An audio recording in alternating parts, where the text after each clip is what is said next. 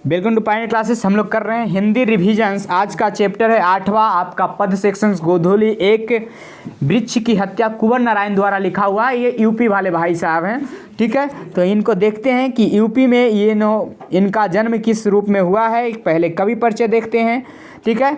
तो क्या है, कुंवर नारायण का जन्म 19 सितंबर, ठीक है, टीचर डे के बिल्कुल 14 दिन बाद, 2 सप्ताह बाद, 19 सितंबर 1927 ईस्वी में लखनऊ उत्तर प्रदेश में हुआ था। कुंवर नारायण ने कविता लिखने की शुरुआत सन 1950 के आसपास किया। उन्होंने कविता के अलावा चिंतन परक लेख, कहानियाँ, सिनेमा, अन्य कलाओं पर समीक्षाएं भी लिखी, किंतु कविता उन्हें सृजन कर्म में हमेशा मुख्य रही। प्रमुख रचनाएं हैं चक्रव्यूह की रचना इन्होंने की, परिवेश, हम तुम, अपने सामने, कोई दूसरा नहीं, इन दिनों, आत्मजयी, प्रबंध काव्य, आकारों के आसपास, आज और आज से पहले, मेरे साक्षात्कार आदि।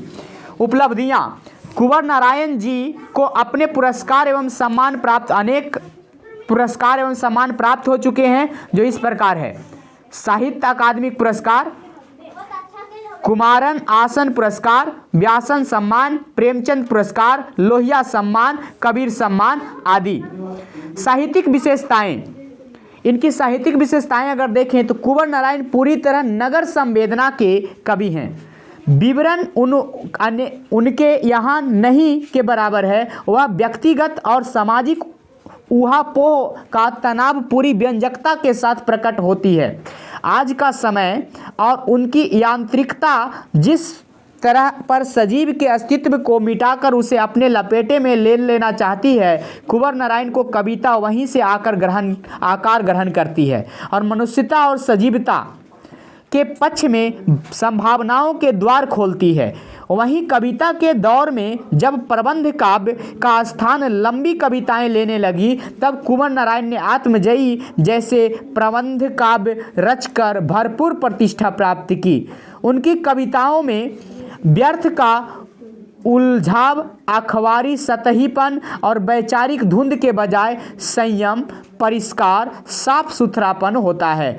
भाषा और विषय की विविधता उनकी कविताओं के विशेष गुण माने जाते हैं। उनमें यथार्थ और खुरदरापन भी मिलता है और उसका सहज सौंदर्य भी है। पाठ परिचय पे बात करते हैं।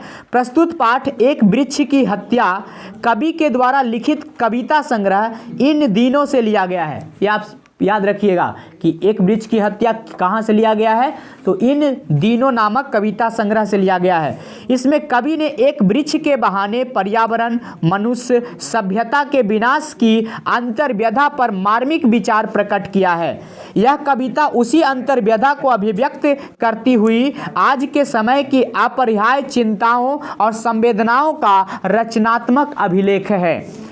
कविता का सारांश की बात कर लेते हैं। इस कविता में कवि कुंवर नारायण ने एक वृक्ष के काटे जाने से उत्पन्न परिस्थिति, पर्यावरण संरक्षण और मानव सभ्यता के विनाश की आशंका से उत्पन्न व्यथा का उल्लेख किए हैं।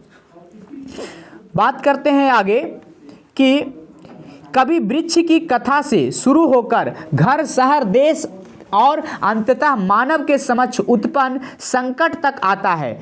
चूंकि मनुष्य और वृक्ष का संबंध आदिकाल से है, इसलिए वृक्ष से ही शुरू करता हुआ कहता है कि इस बार जो वह घर लौटा तो दरवाजे पर हमेशा चौकीदार की तरह तैनात वृक्ष नहीं था। यह आपसे पूछा जाता है कि चौकीदार कौन था, तो वो बूढ़ा वृक्ष जो था वही चौकीदार था। ठीक जैसे चौकीदार सख्त शरीर, झुर्रीदार चेहरा, एक लंबी राइफल लिए, फूल पत्तीदार पगड़ी बांधे, पाव में फटा पुराना चरमराता जूता पहने, मजबूत धूप वर्षा में खाकी वर्दी पहने और हर आने वाले को ललकारता और फिर दोस्त सुनकर आने देता, वह वृक्ष था। बहुत पुराना, मजबूत तने वाला, फटी छाल भी उसकी एक जूते की तरह जड़ें फैली थी, मटमैला रंग था और उसकी डालें राइफल की तरह लंबी थी। तने के ऊपर पत्तियां पगड़ी जैसी फैली थी। जाड़ा, गर्मी और बरसात में सीधा रहता था और रह रह कर उसकी शाखाएं हवा बहने पर हरहराती थी, मानो आने वाला से पूछता हो कौन, और फिर शांत हो जाता था।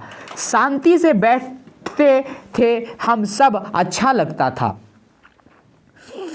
लेकिन एक डर था, हुआ वही गफलत हुई या नादानी कहें, पैर कट गया, किंतु यह सिलसिला रहा तो और भी बहुत कुछ होगा। अब सचेत रहना है, घर को बचाना है लुटेरों से, शहर को बचाना होगा हथियारों से, देश को बचाना होगा देश के दुश्मनों से। इतना ही नहीं, खतरे और भी हैं। नदियाँ को नाला बन जाने से बचाना होगा, उसमें डाले जाने वाले कचरों, रसायनों को रोकना होगा, वृक्षों को काटने से जो हवा धुआं बढ़ता जा रहा है उसे रोकना होगा, और जमीन में रासायनिक उर्वरकों को डालने से रोकना ताकि अनाज जहर न बने। दरअसल जंगल को रेगिस्तान नहीं बनने देना है। जंगल रेगिस्तान बने की आफत आई, किंतु सोचना होगा कि क्या कर रहा है मनुष्य। यह सब मनुष्य की सोच में जो खोट पैदा हो गई है, जिसमें ये समस्याएं पैदा हुई है, उस खोट को निकालना होगा। मनुष्य को जंगली बनने से रोकना होगा, उसे सही अर्थों में मनुष्य बनना होगा, तभी मानवता बचेगी। तो ये बहुत ही मार्मिक कविता थी। अब हम लोग किन किन स्टेट की बात कर चुके हैं जहाँ के लेखकों के रचनाएं हम लोग पढ़े हैं। गुजरात के कौन थे? ईश्वर पेटलेकर। राजस्थान सावरदैया। कर्नाटक के कौन थे? श्रीनिवास। उसके बाद तमिलनाडु के कौन थे? तमिलनाडु के सुजाता। उसके बाद उड़ीसा के कौन थे? सातकोरी होता।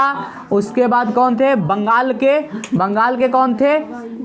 ठीक, जीवनानंद दास। उसके बाद बिहार के कौन थे? अनामिका। उत्तराखंड के कौन थे? बीरेन डंगवाल। और उत्तर प्रदेश के कौन हैं? कुंवर नारायण। तो आप स्टेट वाइज लेखकों के नाम याद रखें और उनके पाठों के नाम। अगले पार्ट में फिर मिलेंगे। इसी प्रकार बने रहें। Revision test, revisions